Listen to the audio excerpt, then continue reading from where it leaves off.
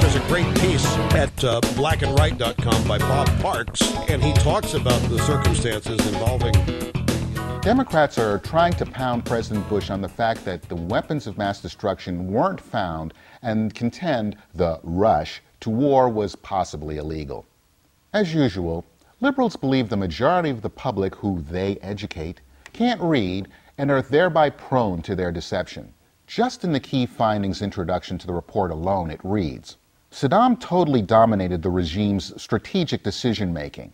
He initiated most of the strategic thinking upon which decisions were made, whether in matters of war and peace, such as invading Kuwait, maintaining weapons of mass destruction as a national strategic goal, or on how Iraq was to position itself in the international community. Another point, Saddam wanted to recreate Iraq's WMD capability, which was essentially destroyed in 1991 after sanctions were removed and Iraq's economy stabilized, but probably with a different mix of capabilities to that which previously existed.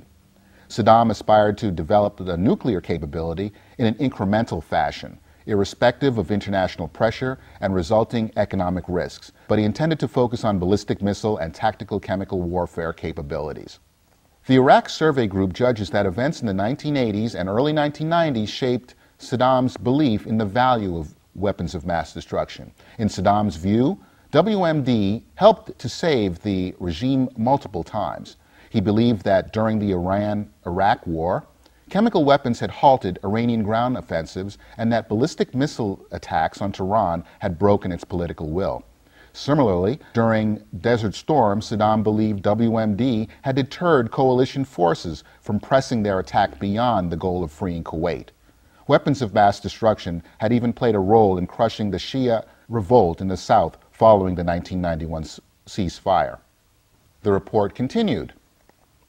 The former regime had no formal written strategy or plan for the revival of WMD after sanctions. Neither was there an identifiable group of WMD policymakers or planners separate from Saddam. Instead, his lieutenants understood weapons of mass destruction revival was his goal, and their long association with Saddam and his infrequent but firm verbal comments and directions to them. Now, of course, the left is screaming that Bush deliberately deceived the American people while he contends he was given faulty intelligence. Unlike the Clinton administration that was quick to blame an underling for a public gaffe, remember the bureaucratic snafus? Bush wasn't ready to distance himself from the many men and women who were crawling around with the roaches, putting their lives on the line to gather intel. That's called loyalty. But it's true that the CIA, British, Israeli, Russian, and Egyptian intelligence all got the weapons of mass destruction thing wrong. But before you blame President Bush for not getting it right, I'd like to remind you that he was in good company that got it wrong years ago.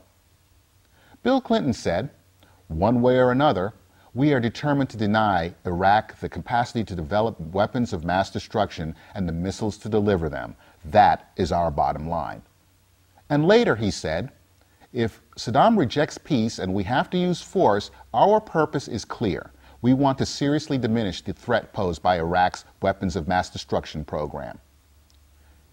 His Secretary of State said, "Iraq is a long way from here, but what happens there matters a great deal here. For the risks that the leaders of a rogue state will use nuclear, chemical, or biological weapons against us or our allies is the greatest security threat we face." His national security advisor said he will use those weapons of mass destruction again, as he has 10 times since 1983.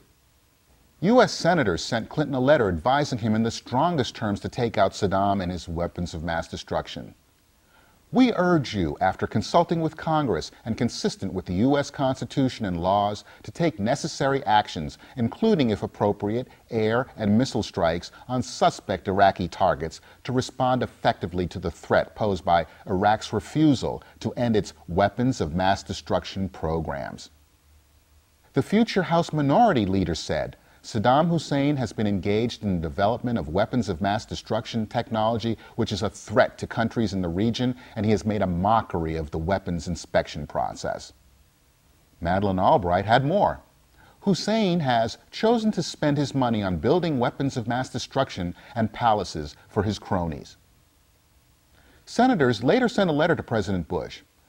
There is no doubt that Saddam Hussein has reinvigorated his weapons programs. Reports indicate that biological, chemical, and nuclear programs continue apace and may be back to pre-Gulf War status. Saddam continues to redefine delivery systems and is doubtless using the cover of an illicit missile program to develop longer-range missiles that will threaten the United States and our allies. A liberal senator said, "We begin with the common belief that Saddam Hussein is a tyrant and a threat to the peace and stability of the region. He has ignored the mandate of the United Nations and is building weapons of mass destruction and the means of delivering them." Even Al Gore chimed in. "We all know that he has stored secret supplies of biological and chemical weapons throughout his country." Senator Ted Kennedy, who's repeatedly called Bush a liar, said, "We have known for many years that Saddam Hussein is developing weapons of mass destruction." The Senate's senior, fiercest war critic, and former Klansman joined in. The last UN weapons inspectors left Iraq in October 1998. We are confident that Saddam Hussein retains some stockpiles of chemical and biological weapons and that he has since embarked on a crash course to build up his chemical and biological warfare capabilities. Intelligence reports indicate that he is seeking nuclear weapons. Where was John Kerry? He added to the discussion. "I will be voting to give the President of the United States the authority to use force if necessary to disarm Saddam Hussein because I believe that a deadly arsenal of weapons of mass destruction in his hands is a real and grave threat to our security."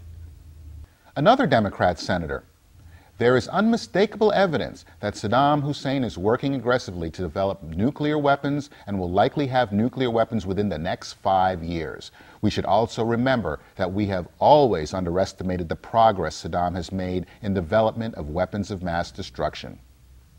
A very liberal congressman that represents Hollywood said, "He has systematically violated over the course of the past 11 years every significant UN resolution that has demanded that he disarm and destroy his chemical and biological weapons and any nuclear capacity. This he has refused to do." Senator Hillary got some. "In the 4 years since the inspectors left, intelligence reports show that Saddam Hussein has worked to rebuild his chemical and biological weapons stock, his missile delivery capability, and his nuclear program. He has also given aid, comfort, and sanctuary to terrorists, including al-Qaeda members. It is clear, however, that if left unchecked, Saddam Hussein will continue to increase his capacity to wage biological and chemical warfare and will keep trying to develop nuclear weapons."